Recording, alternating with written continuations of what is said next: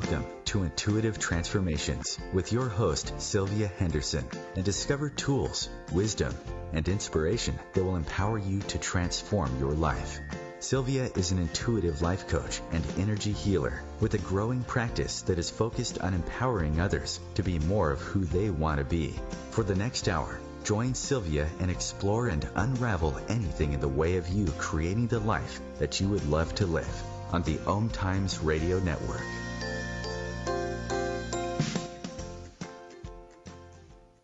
Well, hello and welcome to the Intuitive Transformations radio show.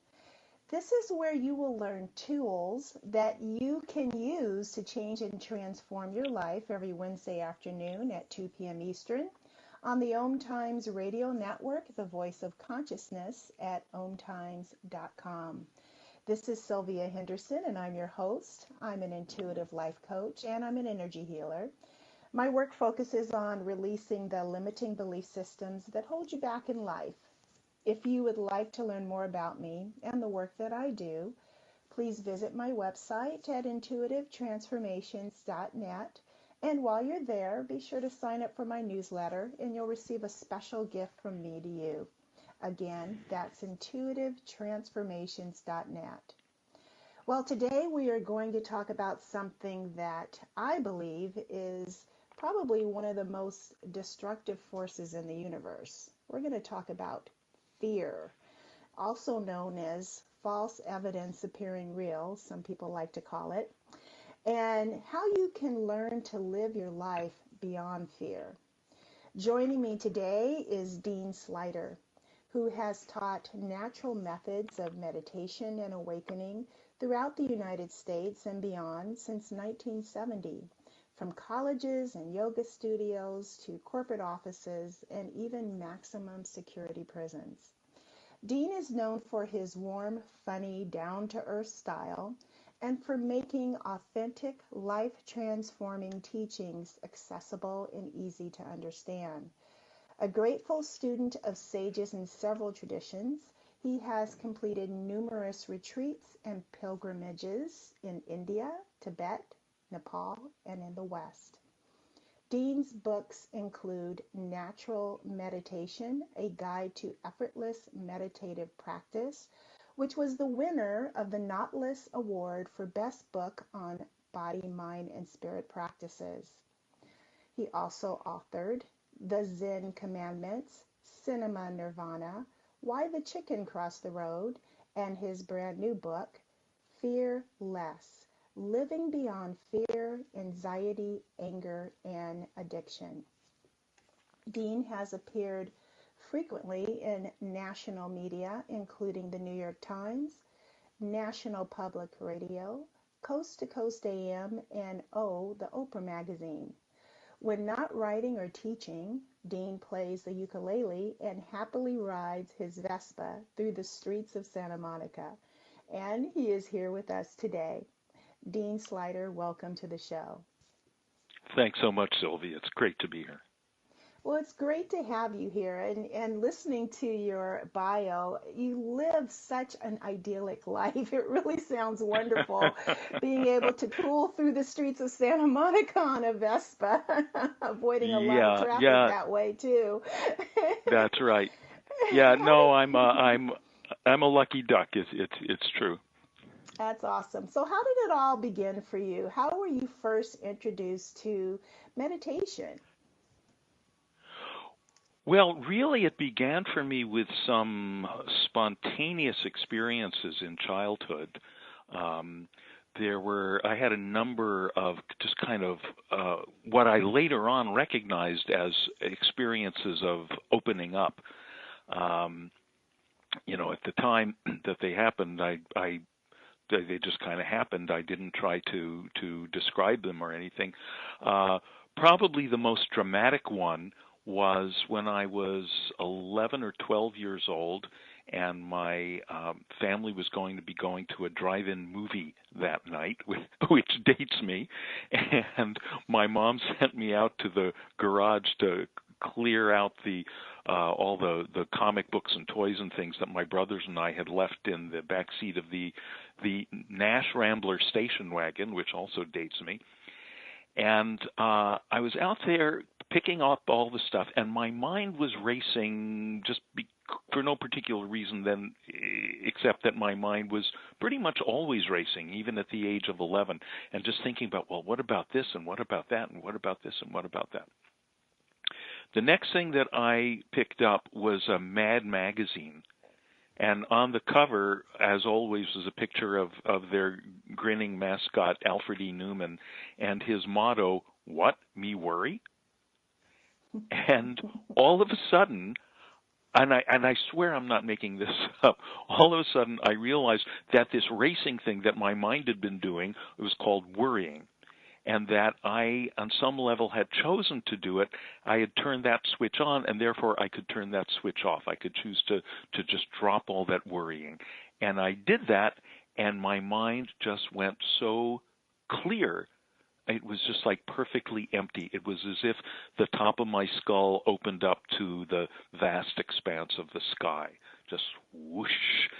And I had gone into what much later on, when I started reading books, I realized, oh, this is what is called samadhi or satori. It was a genuine experience, a glimpse of absolute awareness, of just pure beingness. And I just floated blissfully on that all for that whole evening, through the whole dumb movie that my family and I went to see, and all that night in bed as I was drifting off to sleep. So those kinds of things really kind of tuned my curiosity to it. And then in high school I started reading, and in those days it was not nearly as easy to find books about these things, but I found a copy of the Bhagavad Gita, the Upanishads, and the Tao Te Ching, started reading that in high school. And then I found myself in college. It was San Francisco in the mid-'60s, when there was this wonderful influx of teachers from every tradition. We had the Zen master, the first full-time Zen Roshi teaching in San Francisco. We had the second Hare Krishna temple in the U.S. We had Sufi teachers, Hasidic teachers. So I just kind of traipsed around and sampled all of it. Wow, you had a lot of exposure at a very young age, and to be inspired by Mad Magazine. I'm sorry, that kind of made me chuckle. Yeah. To just drop worrying. I mean, and that really is the key to it all. I mean, it's amazing how addicted, or how hardwired it seems, or how we have hardwired ourselves, I should say, to the story of worry. And so how does that feed into fear? Right. Well, first, let me point out, you're absolutely right that we're wired for it. We wire ourselves for it, but it's not hardwiring. If we were hardwired, we'd be sunk, because that would mean we couldn't change it. And the great news is that we can change it, that every time we think certain ways and just leave off thinking other ways, we're changing our wiring. We're changing the neuronal pathways. So yes, worry and fear, they're all, and actually, the subtitle of my book is Living Beyond Fear, Anxiety, Anger, and Addiction. Those seem to be the big four things that are, so prevalent in the air these days, and they're all very closely connected. Really, they all come from the being disconnected from our inherent inner wholeness. It's as if we go through life, most people go through life convinced that they're like a little wave on the surface of the ocean. And a wave is very fragile. A wave is very impermanent. Waves are, the bigger waves are sloshing you around all the time. And after a while, you notice that every wave eventually settles back into the ocean or breaks against the shore, meaning it dies. And that's all very frightening. So that makes us subject to fear. We can have specific fears, or if we're not sure what direction the next threat is going to come from that might crush our little wave, it just becomes free-floating anxiety. Or when we start feeling we can identify, who is it that's threatening my little wave? It's that person in my personal life, or that person in my professional life, or that group, or that ethnic group. And as we know, there are politicians always ready to exploit those kinds of fears, saying, "Oh, it's the other tribe that's causing all your problems. Let's elect me, and I will answer that threat for you. I'll protect you." So this can rise to anger, and then to try to self-medicate against all of that stuff, we can fall into addiction. Yeah. So the root solution to all of that is to get back in touch with this inner wholeness, for the little wave to look within herself or himself and realize, wait, there's this big ocean. If I settle down into my base a little bit, there's this big ocean, and I'm not separate from it. I'm part of this ocean. I'm not isolated. That I love that, and I love how you pointed out that a lot of this addiction to worry really is this sense of feeling disconnected from our inherent wholeness. And so what you offer in your book are a lot of wonderful strategies and insightful things to consider that help to reconnect that wholeness that we seem to have forgotten is really the truth of who we are. So, Right. What does it mean then to be fearless, to actually live a fearless life? Because I think for most of us, even having a frame of reference for what that might be like is something beyond our imagination, because we're living so far out of sync and out of alignment with that. Right. Well, I don't know what it's like to be fearless, because I'm not fearless. And I don't think I've met anyone who's fearless. I've met the Dalai Lama, and I tell a story in the book. Turns out the Dalai Lama is afraid of worms, but he laughs about it a lot. So this is the opportunity to point out that the title of my book is not Fearless; it's Fearless. Two words. Fearless. And I know that this word fearless has become very trendy. You see it a lot in advertising and on T-shirts these days. And I guess it's a nice ideal to aspire to. But, if it's one more impossible ideal, maybe it's just one more thing for us to feel that we've failed at. The thing is, we don't need to be fearless. Fear is a valuable thing. We are hardwired, actually, to have a certain amount of fear of snakes, for example. Just enough so that we'll be careful and we'll avoid them, because some of them are poisonous. So that's fine. Then what goes beyond the beneficial hardwiring that nature gave us is when we lose the calibration, when that gets cranked up to 11. And like a friend of mine who can't walk into a pet store to pet the puppies, because if she has to go past the tanks where the snakes are, she's afraid they're going to break through the glass and fly through the air and jump on her face. So in a sense, that's what that kind of thing, that loss of calibration, is what's happened to many of us. One way that it happens is, for example, we've got this caveman, cavewoman nervous system, which is, again, hardwired to respond when we hear the roar of the woolly mammoth. In the old days, in the cave days, when the woolly mammoth roared, it was time to either pick up your spear and hunt it or run away. That's called fight or flight syndrome. And so the nervous system, doing what it's supposed to do, activates the sympathetic branch of the nervous system, which makes our heart pound, makes our mouth go dry, makes the blood go to our skeletal muscles so that we're ready for action. That's fine. But in modern life, every time a bus goes by, it sounds to our nervous system like a woolly mammoth.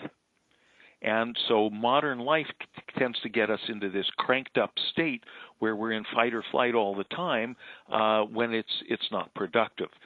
So this is one of the reasons why it's important to have some simple, easy, do them anytime, do them in any moment meditative techniques that allow us to cool out the sympathetic nervous system and turn on the parasympathetic nervous system, which has the opposite effect, which is to settle things down, to make things more chill and more mellow. Right. And just to clarify, I wasn't saying fearless as a word. I was, Okay. I was trying to say the title, because even the idea, concept that I could live with less fear in my life for Less some fear. people Right. seems very unimaginable. So, Yeah. So what I love But is it, that you but do offer these techniques that help support people no matter where they are, right. in their Right. life. And I like giving people really simple things that I can teach in 30 seconds. I teach workshops all over the U.S. And occasionally beyond in this stuff. And a favorite these days is, which people can learn in 30 seconds right now, is breathing through your feet. So that right now, if you just put your people listening to this, you just put your attention, notice the soles of your feet. As soon as I say soles of your feet, you don't have to work at it. Excuse me. You kind of feel or imagine the soles of your feet, and then as you breathe in, imagine or feel that you're breathing in through the soles of your feet. And then as you breathe out, imagine or feel you're breathing out through the soles of your feet. Whether the breath is fast or slow, deep or shallow, whether there's noises or thoughts in the background, doesn't matter. Just keep breathing in through the soles of your feet and out through the soles of your feet. And you may notice already, just to do that a couple of times, and oh yeah, there's something nice, something settling about that. So if I were sitting at a red light, really wanting it to turn green and getting stressed at the traffic, if instead I just took 30 seconds to breathe through my feet, I would just start getting out of the grip of that rage, out of the grip of that fear of being late for work or whatever it is. Yeah, it does shift your energy. Very, very subtle, but you can feel the difference. I really appreciate you sharing that with everyone listening. So we're going into a break, everyone. We'll be back in just a few minutes. Please stay tuned for more of Intuitive Transformations Radio on OMTimes.com and my special guest, Dean Sluyter. We'll be back in just a few.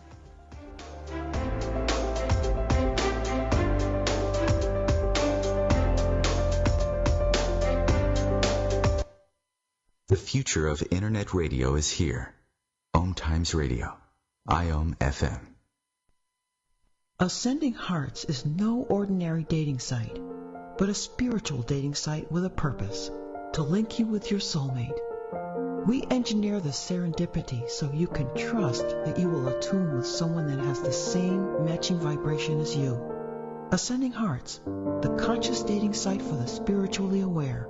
Try Ascending Hearts for free. AscendingHearts.com.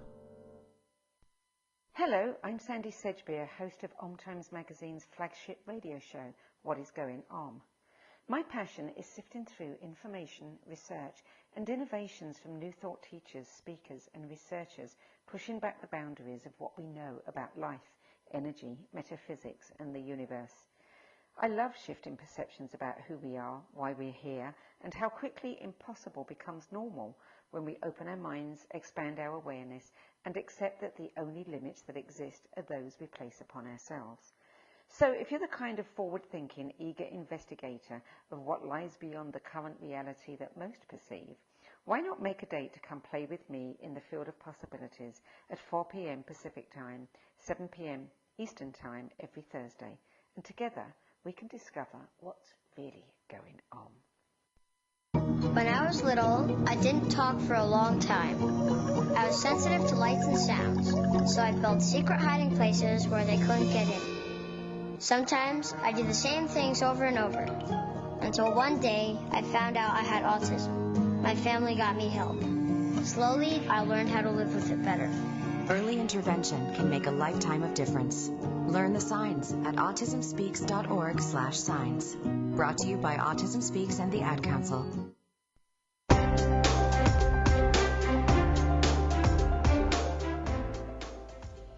Welcome back. You are listening to Sylvia Henderson on the Intuitive Transformations radio show with my guest, Dean Sluyter, and we're talking about his most recent book titled Fear less. So, Dean, one of the things that you talk about in your book is how we typically mishandle our heavier emotions like fear and grief and anxiety, anger, by either suppressing those emotions or allowing them to consume us.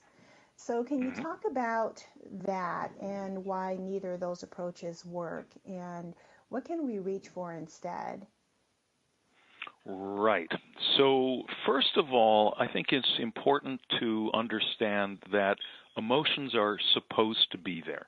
The reason that we have these emotions is that somehow this time around we chose to be human beings rather than, rocks or cabbages or something. It's having these emotions is part of the adventure. It's part of the investigation. So then the question becomes, what is the most skillful way to handle them?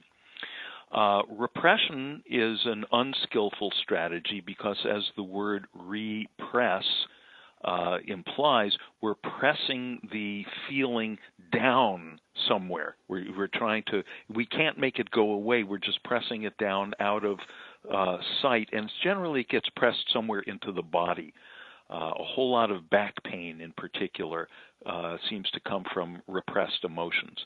And a lot of people who've tried everything for their back pain and, surgery and chiropractic and massage and all kinds of things, once they just start to recognize, it's, when I start to feel that twinge, my aching back, instead if I say, wait a minute, what emotion am I ignoring right now?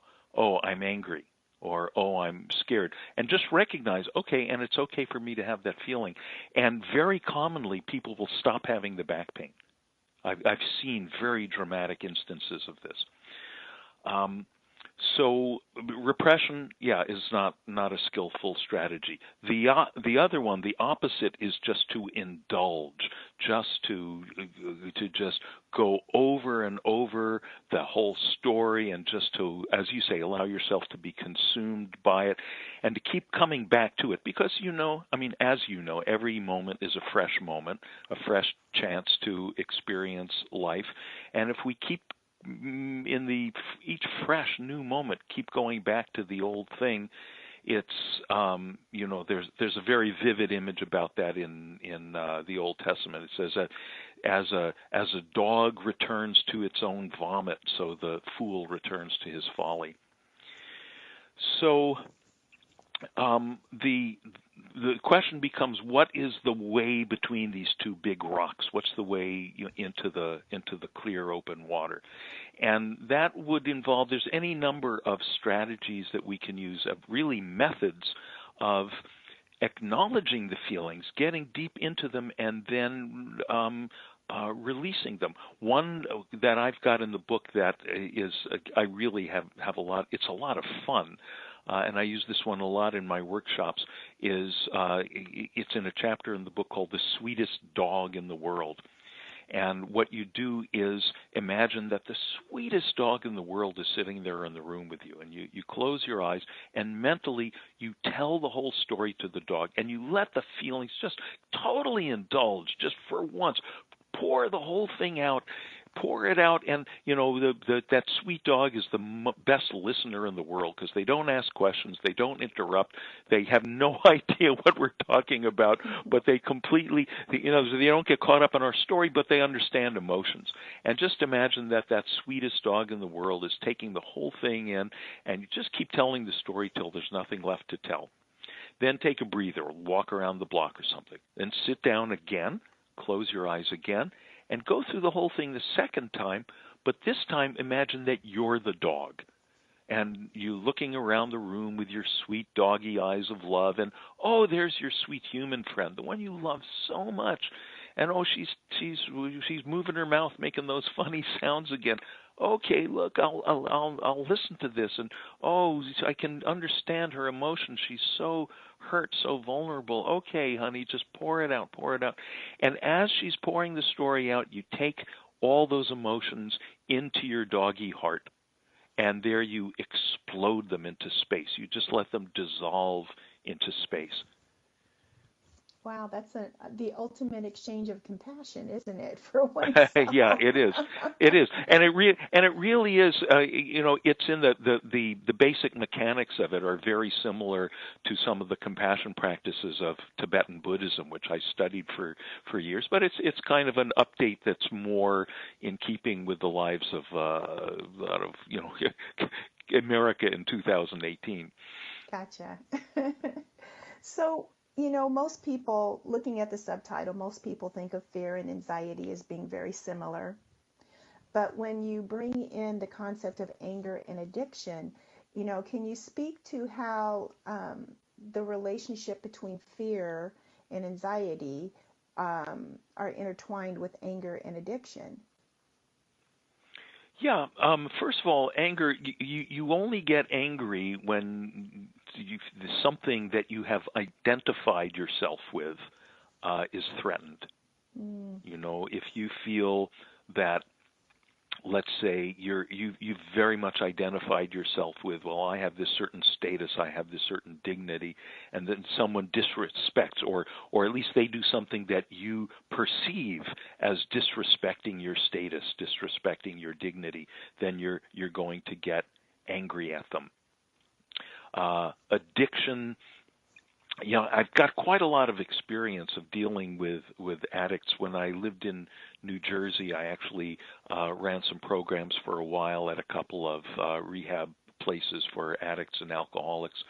And where I live now in Santa Monica, near Los Angeles, we have an open meditation session that's free, open to everyone every other week. And a lot of people in the local recovery community have found out about us, and a lot of them come to it.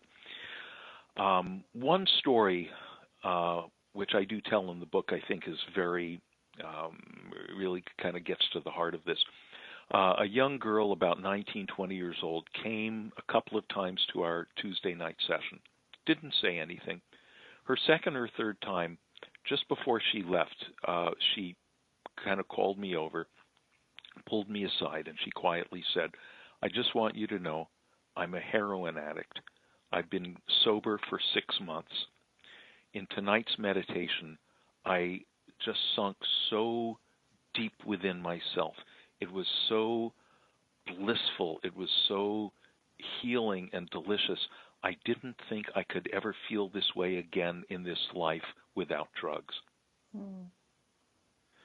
So when you hear stories like that, you realize, okay, this stuff really does work. And you realize that without something that is that deeply healing and delicious and so deeply restorative of our fundamental wholeness, without that, addiction may be, suspended, but it hasn't been deeply healed. And it's interesting because you can drive around LA here where there's a lot of places where 12-step meetings happen. You can always tell where the meetings are because of all the people you see outside on the sidewalk smoking cigarettes, which is, by the way, America's number one killer drug. It kills 10 times as many people as opioids. Mm. Wow. But when you and I used to smoke 1 to 2 packs a day. And then early on, for me, it happened very quickly, right around the time I started getting involved in meditation. I never planned to quit. It's just one day it just fell away. Why am I doing this? I don't need this. I feel fine. Why would I do this? And that's the way a lot of it happens. What the key in the meditation is effortlessness. And this is the major thing that most people miss about meditation. They think of it as this Herculean task. It's going to be like rolling a rock up to the top of the mountain, and it's really hard work. I'm going to sweat away at it, but one day I'll get it to the top of the mountain. But, of course, the reason that doesn't work is that any effort to create a non-agitated state of mind is itself a form of agitation. Mm. So it's a contradiction in terms. You're trying to relax. Instead, I say that rather than being like pushing a rock up a mountain, it's like a feather floating out of the sky. Gravity is going to pull that feather down to the ground every time. the gravitation of human consciousness. What we naturally gravitate toward is greater happiness, greater fulfillment, peace, silence, God, if that word works for you, nirvana, if that word works for you. All different words for the same thing. We're naturally gravitating toward that in every moment of our lives. It's what we're really looking for in every choice that we make, as our finger runs down the menu in the restaurant, as you're, on your dating app, scrolling left or scrolling right. You think you're looking for Mr. Right, but you're looking for nirvana in the form of Mr. Right. So in natural meditation, which I teach in my workshops and in my books, rather than push and concentrate and try to make the mind stop and try to push away the thoughts, we allow this gravity to take over. We just allow it to pull us down into ourselves. Now that's a really interesting concept, because typically when people think of meditation, it's about allowing, having the absence of thoughts, so to speak, this empty mind. But that's not necessarily,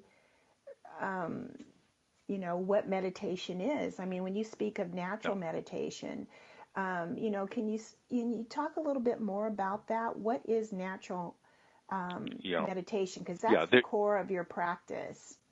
Yes, it is. That's the core of the practice, and all the others are kind of extending that into the day. You just now used this very interesting phrase, empty mind. There is no such thing as an empty mind. No such thing. Mind, by definition, mind is mental activity. It's like wind. We say the wind blows. Okay, in the English language, that's how we structure our sentences. There's a subject and there's a verb, right? We learned all that in the third grade or the fourth grade. The wind blows. Now, that makes it sound like there's two separate things. There's this thing called wind, and then the action that it performs, which is blowing. But when the wind stops blowing, what does the wind do? Right? It doesn't exist. This word wind, there's no thing there. What we call wind is really just the activity of blowing. Right? We get, when the wind stops blowing, it doesn't, go to Florida for a vacation and sit on a deck chair and, drink mint juleps or something. Now, in the same way, you just take that W in the word wind, turn it upside down, and now we have the word mind as it happens. Same thing. We say the mind thinks. But what is the mind doing when it's not thinking? There is no mind without thinking. What we call mind is just thought activity. What there is, the space within which this thinking takes place, is a more accurate word is awareness. It's the same awareness that's aware of hearing, aware of seeing colors and shapes, aware of sensations, aware of feelings. It's just like empty space. It's like an open space. That is emptiness. That's the true emptiness. It's the true silence, which we're looking for all the time. But the thing is, space is always empty. Like the space in this room right now. I'm holding my coffee cup, and I'm moving my coffee cup back and forth through the space. That doesn't change the space. Space is space even when it's full of stuff.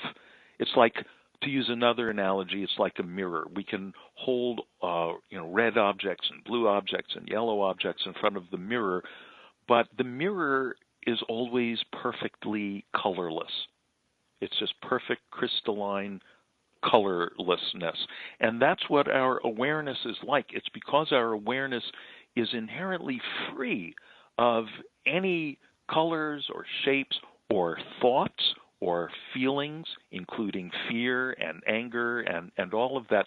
That is what your awareness is like right now. That's why Jesus says the kingdom of heaven is within you. Not could be someday if you're really good, is within you right now. So it's simply a matter of, that silence, that peace, that sense of perfect, that we're looking for all the time is within us right now, and it's simply a matter of we've become so habituated to paying attention to all the shiny objects out here on the outside that it takes a little bit of guidance, having someone walk you through a couple of times, just allowing gravity to take over to pull our attention within, and then we can rest in that inherently silent, perfect peacefulness, even while there's thoughts going on in the background. It doesn't matter. We don't have to push the thoughts away. Otherwise, every time we come out of meditation and have to deal with the world again and deal with thoughts again, we would lose our bliss. And that would, and if we think of the great sages, think of the Buddha, think of Jesus, think of Lao Tzu, Socrates, we know that they were able to walk around and be in that state of nirvana, bliss, all the time. And, they all said we should be able to do what they did. So going back to your analogy about the mirror, awareness from a place of neutrality, really, without judgment of what's happening. Yes, it's without judgment, and yes, it's neutrality, but we just want to be clear about this. It's more than just, okay, I'm going to keep a neutral attitude. It's not just that I'm going to refrain from judgment. It's the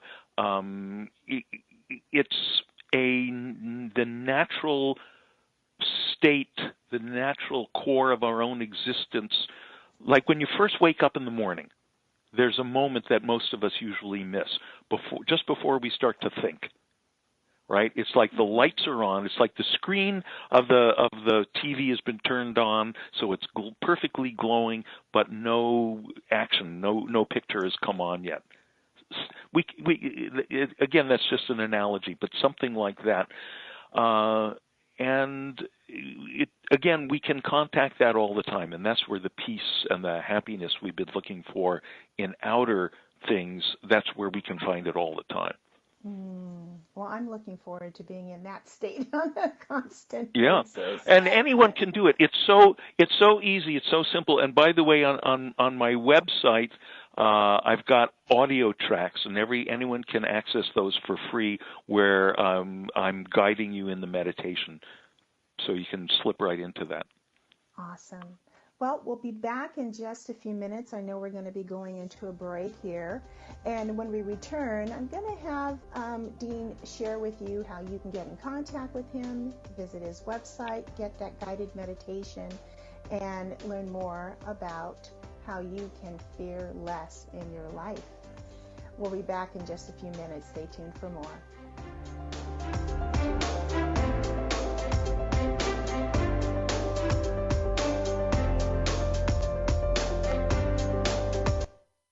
The cutting edge of conscious radio, OMTimes Radio, IOM FM. Host your show on IOM FM, the radio network of OMTimes Media, one of the more recognized brand names in the conscious community, and is backed by the extensive marketing reach of OMTimes. Hosting a show on IOM FM immediately connects you with our extensive dedicated community. Hello, I'm Lisa Berry. Join me every Monday at 1 p.m. Eastern Time for Light on Living. A chance to see new, hear different, and feel more as I shine the spotlight on all the ways to lighten the load of life's challenges. Light on Living is your link to that new way you're looking for, that new understanding that will enhance your life, and that positive connection that will support your growth. So join me and you'll gain insight and start to see things in a new way that motivates you. Hey, let me ask you something. Would you seat your 3-year-old child on a windowsill? Would you seat them beside a lit fireplace or by the deep end of a pool? One last question. Would you seat your child in a car seat that's not correct for them? Car crashes are a leading killer of children ages 1 to 13. Secure their future. Seat them in the correct car seat. For more information, visit safercar.gov/the right seat. A message from the National Highway Traffic Safety Administration and the Ad Council.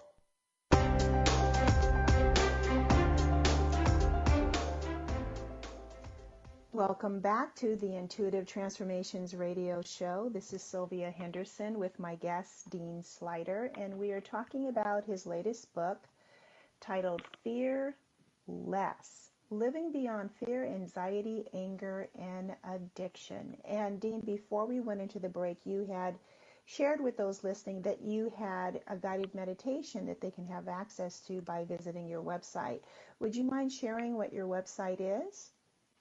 Right. The website is fearlessbook.net. That's fearlessbook.net. Awesome. And is there also information on that site as to, your upcoming events, or do you have anything scheduled other than the book tour this year? Yeah.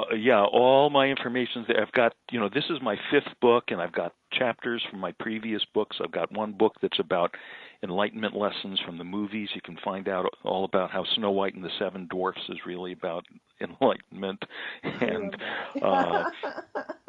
yeah, that one's a lot of fun. And I've got my teaching schedule. I've got events upcoming in the next week in Orange County, one in San Clemente, California, one in Newport Beach. Then in June, I'm going to be in Louisville, in Cincinnati, back teaching a one-day retreat in Santa Monica. Then I go to New Jersey, Massachusetts, Big Sur, Chattanooga, New York City, New Hope, PA. I'm all over the map, and I'm adding new events all the time. So that's all on the website, which again is fearlessbook.net. Wonderful. Thank you for sharing that with the listeners. So I know that there are people listening that are going to start thinking, wow, he's really making it sound like this is easy, but it seems like it's so difficult because my thoughts are constantly racing. I can't calm down and relax. Life is too much of a struggle for me. What do you have to say to someone who's feeling really challenged, like the last thing they think they even have time for is to spend some time in meditation at all? Yeah, you don't have time to not meditate. is what I say. You're not spending time to meditate. It's an investment of time. For one thing, you'll hear a lot from people that, to get real results from meditation, you have to sit for an hour a day or something like that. But that's the same people who say, you have to concentrate and clear your mind and push away your thoughts.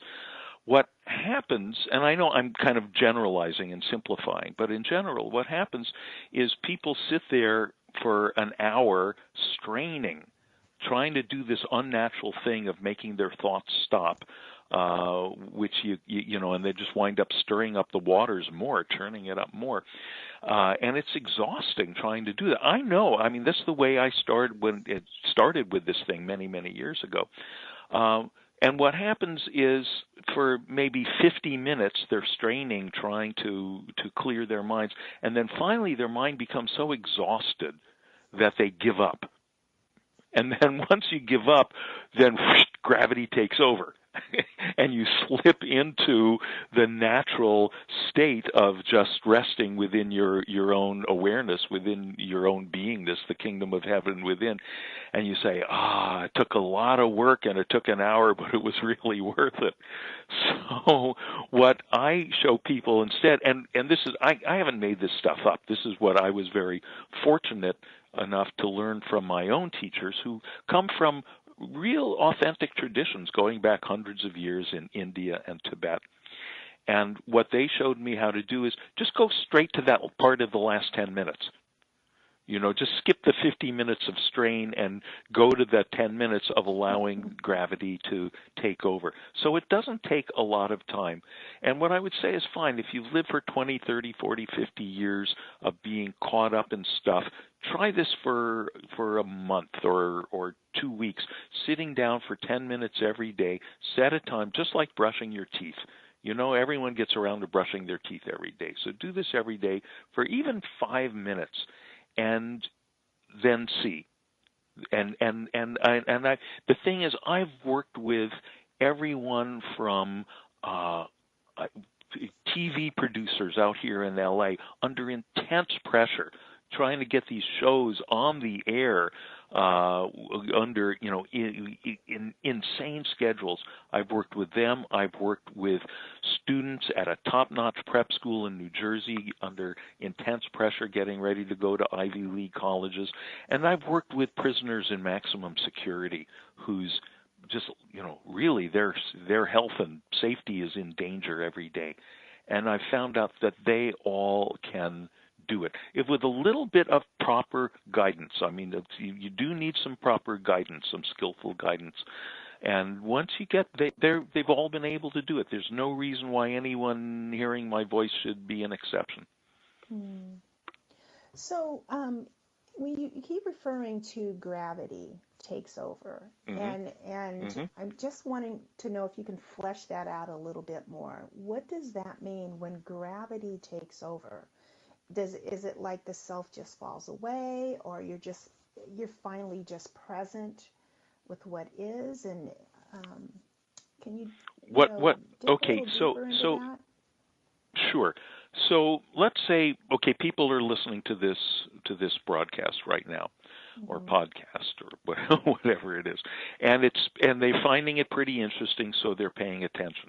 But now, what if right now something really more enticing happened?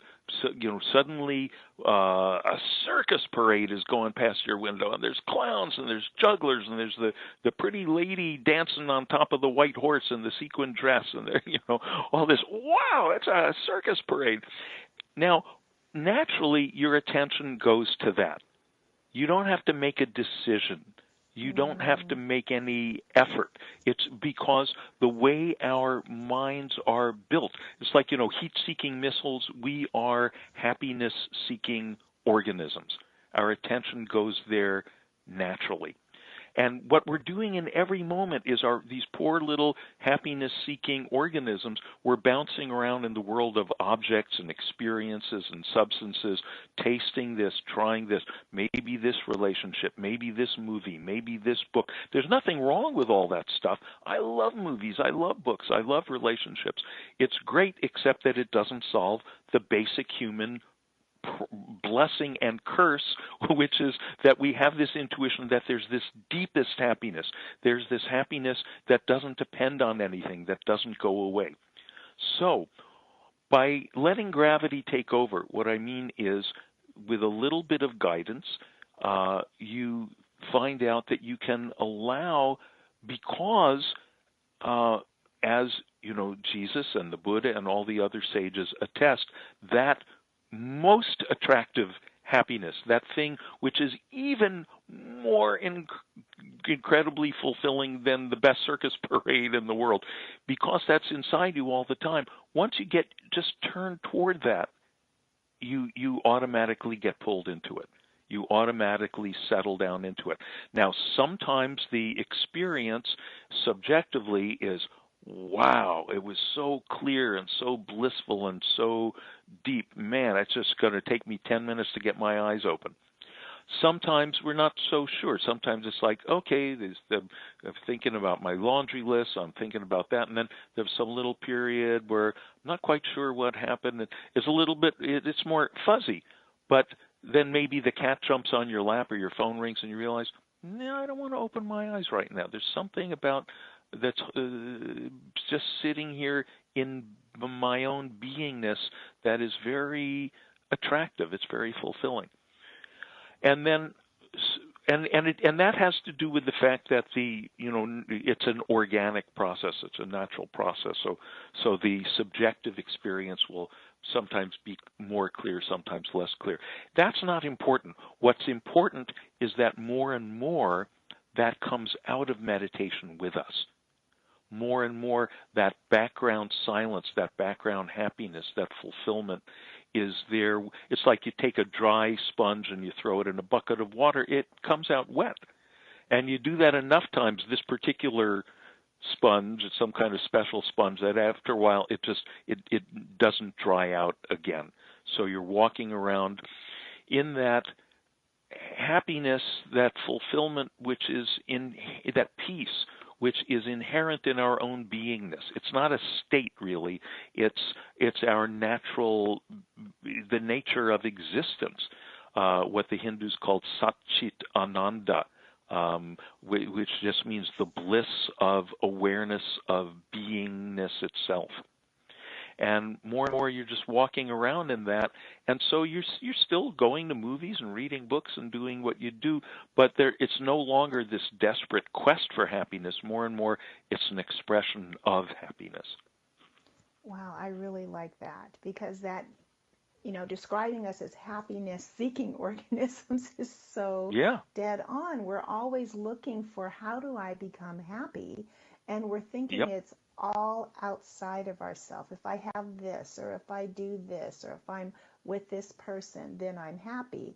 But those are just fleeting moments, and it's not true lasting happiness. When you can awaken and enliven that from within you, then you look at life completely differently. That's right. And then we start trying to, once we regard other people and other situations as the source of our happiness, that's a losing game, because they're always changing and we try to control them, and then our attempts to control things just makes it worse and worse. I mean, right there, that's the story of a whole lot of, marriages that start off lovely and then wind up on the rocks. Yeah. And it's a big gateway into fear too, because if my happiness is dependent on something outside of myself that's not an integral part of who I am, I can lose that thing. That's right. That's exactly right. Yeah.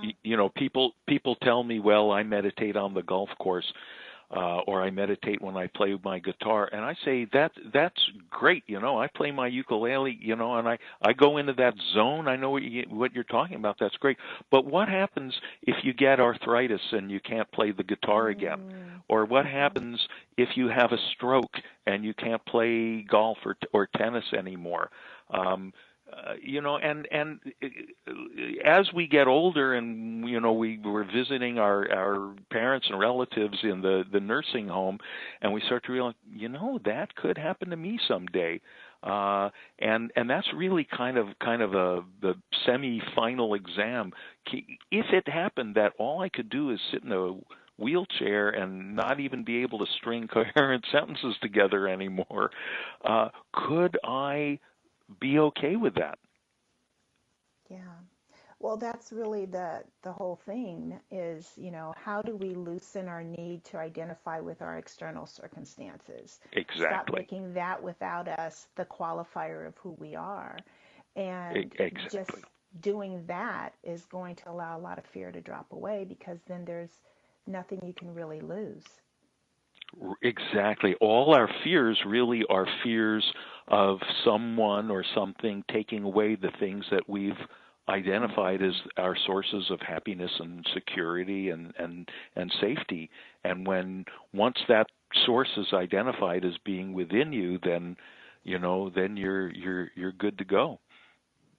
Yeah, that makes a big difference. That's great. Mm-hmm. And then if we turn around and think again about people like Socrates and the Buddha and Jesus, that we've always had some intuition that this quality that they had of being okay under all kinds of circumstances, including every one of them faced these really horrible deaths, and yet we somehow have known all along that they didn't have a lot of anxiety about that somehow, in some way that seemed impossible to us, they were okay even facing those horrible deaths. But now they can start to make more sense to us. So this doesn't dampen down, though, also the joy of life as well. No. In your external experiences, I should say. Yeah. No. Quite the contrary. Once you're that background, constant, free-floating anxiety that most people have to some degree, once that starts to settle down, it's just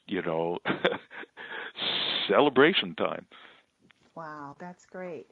Well, what I do really appreciate about your most recent book, Fearless, is that you do offer this just banquet of different tools that people can use to help bring more awareness and presence within themselves and in their life. You even go into offering movement as an option to, like cross crawling and dancing, that can also be beneficial. And so there really is something in here that can speak to just about everyone.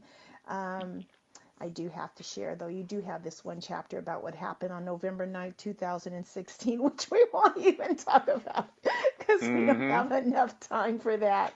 But that was definitely brought a lot of fear to a lot of people. Yeah, that's right. And in a way, it was great for me as I was in the middle of writing this book, and I realized, okay, I'm going to write about fear, anxiety, rage. All of a sudden, I was feeling all of those things. Okay, now I'm ready to write.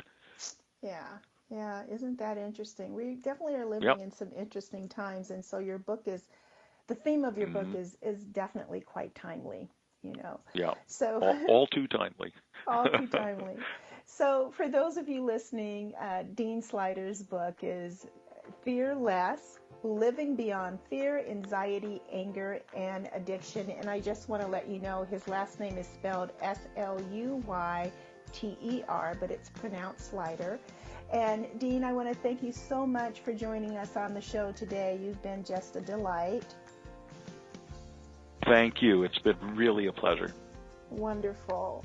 Thank you, everyone, for listening. Have a wonderful week, and know that you are lovable and you are loved. Enjoy the rest of your day. Take care until we meet again. Goodbye.